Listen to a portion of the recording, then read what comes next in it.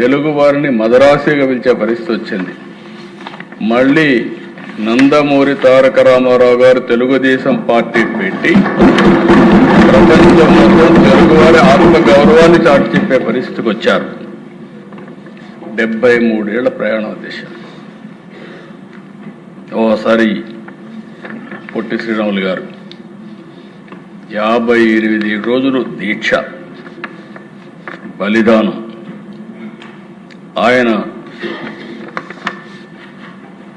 అమరజీవి ప్రాణ త్యాగంతో బిగినింగ్లో ఎవరు పట్టించుకోకపోతే అక్కడి నుంచి ఆయన బలిదానం చేసిన తర్వాత ప్రజలు గుండెల్లో ఒక పోరాట పటిమ రావడం, రాష్ట్రం మొత్తం రగిలిపోవడం, అక్కడి నుంచి తిరుగుబాటు ప్రారంభిస్తే సాక్షాత్ నెహ్రూ లాంటి వ్యక్తి దిగొచ్చాడు.